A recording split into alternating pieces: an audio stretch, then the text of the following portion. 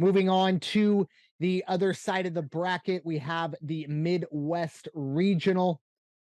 Quick little recap. We, of course, saw the 3 seed Xavier trail pretty much the entirety of their first round matchup with Mhm. Kennesaw State. They ended up pulling it together, not only winning that game, but they got the job done in the second round as well. They're heading to the Sweet 16. And top seed Houston looks around at kind of some of the other big time programs, the number one seeds going down. They dominate their 2 games. Looking at the matchups in the Midwest, we have the 1 seed Houston Cougars. They will face the 5 seed Hurricanes from Miami, Florida. And then, of course, the 2 seed Texas Longhorns taking on the aforementioned 3 seed Xavier Musketeers. Raider Jim, what are your thoughts on the Midwest Regional? I'll tell you what, if this plays out and you end up playing this region, Houston against Texas, I might even want to go wherever that game's at because the bragging rights for that is going to be fantastic.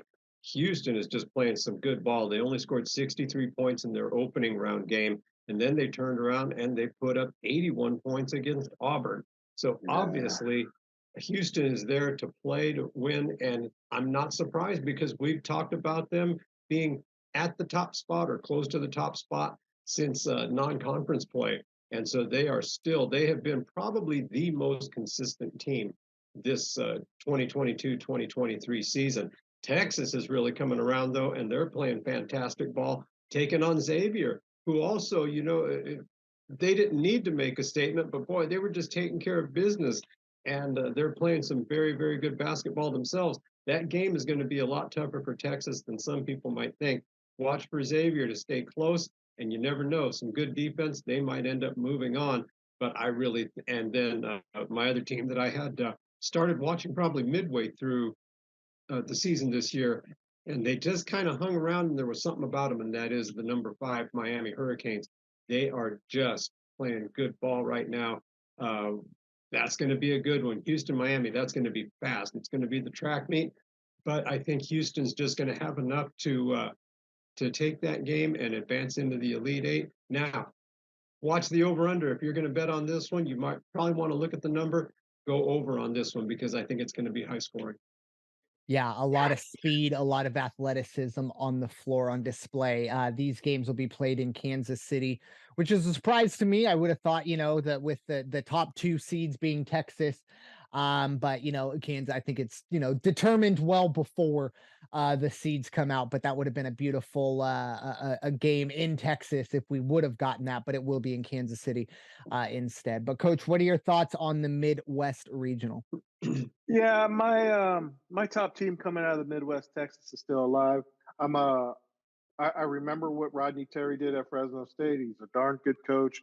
For him to take over that Chris Beard fiasco and do what they've been doing with good wins throughout the season, uh, I'm I'm glad to see where they're at right now. 2 good wins going into the Sweet 16.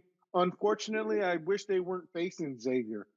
As much as I boasted and bragged about the Big East all season, I would like to see a Big East team get not just UConn, but get to and to get to the Final Four or past the Sweet 16. But it's going to be a great matchup.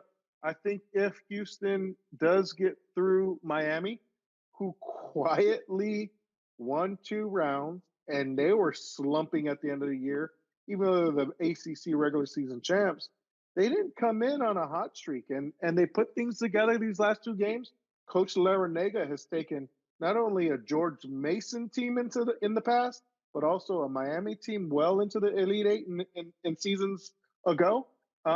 He's got them playing well in this tournament, and hopefully their bodies could match up Houston's bodies because Houston has some grown men on that team, and as much as I don't like Calvin Sampson, he's got those guys playing up to that number 1 Midwest seed.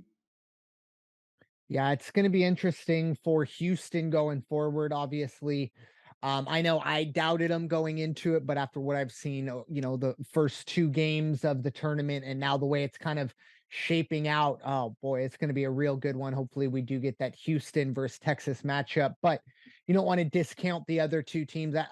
It's interesting, Miami, they had such a good season, but I felt like every time maybe the spotlight was on them or, people started to pay attention to them. They were a top 10 team. They would just kind of, fumble the ball or fumble the Fumble, bag, if yeah, you will. Yeah, for and I sure. felt like that was going to be difficult. They even struggled early on against Drake. Now, no disrespect there. Drake was a very good basketball team, but they ended up getting the job done. My team, just like you, coach, was Texas coming out of here, so it's still alive. I'm Yeah, not going to change now, but with that being said, I would not be terribly surprised to see Houston come out of here. I just been very impressed with what I've seen from them over the first two games, but this is a different animal now. Now it's no longer kind of all eyes on kind of seeing chaos, things like that.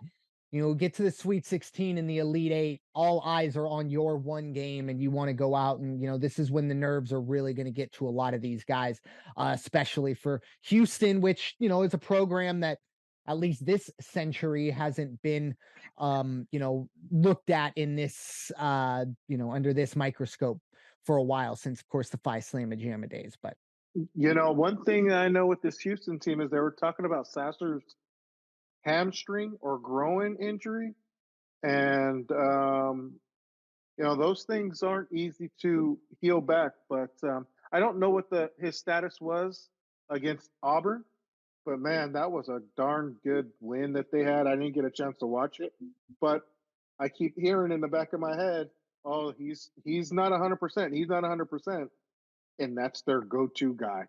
Easily a lottery pick in the draft. Um, Tough matchup for any team, let alone a Miami team that honestly I don't know much about. I mean, everyone talked about the ACC being down. I hope it wasn't in reference to Miami winning it, because why discredit what they did? They had a darn good season. So um, we'll see, right? We'll see. And I still have yeah. my team Texas going through, even if Houston does beat Miami. So we'll see. Yeah, and another thing that I didn't touch on last week, and it kind of got swept under the rug, at least in my mind, but Houston had to beat Auburn in Birmingham, Alabama. That Mhm. is not easy Yeah, for a one yeah. seed to do. Normally we're looking at a much easier road than going to your opponent's backyard, especially when your opponent is an 8 seed. But obviously didn't matter too much. They still got the job done, but that was interesting. Just wanted to throw that out there.